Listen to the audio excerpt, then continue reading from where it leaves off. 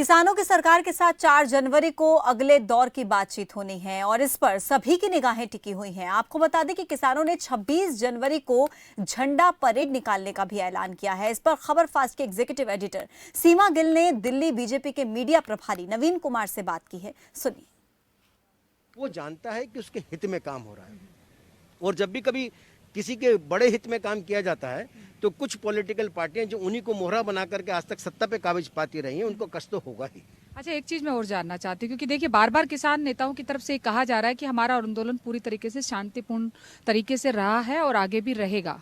But आप जिस तरीके से जो बात बता रहे हैं कि किसानों का जो आंदोलन है उसमें किस किस तरीके से वो नुकसान करने की कोशिश कर रहे हैं देश की संपत्ति को, वो एक अलग मसला। लेकिन मैं जो 30 तारीख की बात कर रही हूँ, विज्ञान भवन के अंदर से जो विजुअल्स निकल के आए थे उसमें देश के जो कृषि मंत्री हैं नरेंद्र सिंह तोमर जी, पीयूष गोयल जी, वो किसानों के बीच में जाकर एक साथ खाना खा रहे थे। उसके बाद में जब बाहर निकल के आए तो एक अच्छा पोस्चर, बॉडी पोस्चर था सभी की तरफ से, किसानों की तरफ से भी, सरकार की तरफ से। फिर प्रेस कॉन्फ्रेंस जो किसानों की तरफ से हुई उसमें भी उन्होंने कोई नेगेटिव नहीं बात हो रही थी। अचानक से ऐसा क्या हुआ?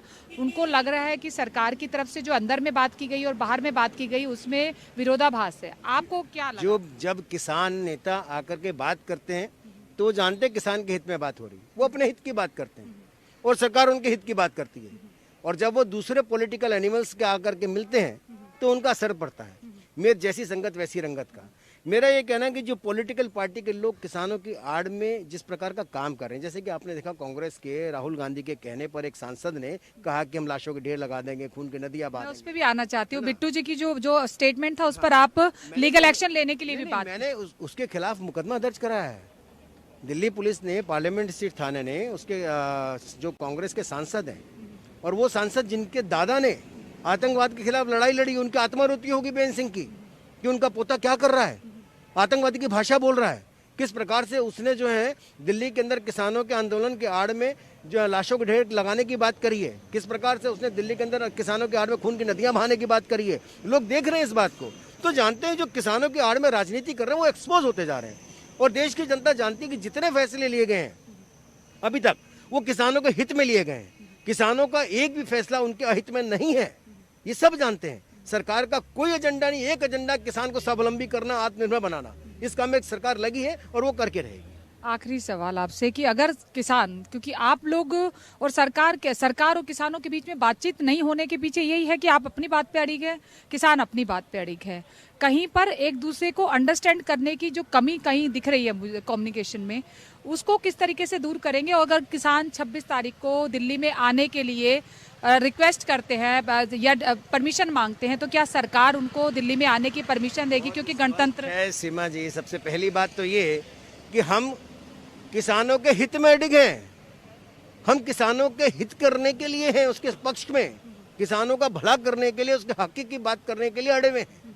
हम किसानों को अटकाने, भटकाने, लटकाने के लिए नहीं है। जो लटकारे, अटकारे, भटकारे किसान भी समझ रहा है। किसान के कुछ मैं नेताओं को कहूंगा कि वो अब जो है राजनीतिक मोहरा बनना बंद करें। वो पॉलिटिकल पार्टियों का भविष्य नहीं है, देश की जनता जानती है। पर किसान तो ये कह रहे हैं, किसान है बड़ी तादाद में जो समर्थन में आ रहा है, वो किस लिए आ रहा है? वो कौन सी पार्टी का है? वो वही किसान है जो खेतों में खेती करता है। लेकिन किसान बार बार ये भी कह रहे हैं कि देखिए हमें तो कांग्रेस ने भी नहीं समझा, विपक्ष अगर मजबूत होता तो शायद हमें। के नेता जो कह रहे हैं, आप बात देखिए, किसान और किसान नेताओं को अलग अलग कर दीजिए, कुछ चंद नेताओं को अलग करिए और जो किसान है उसको समझिए।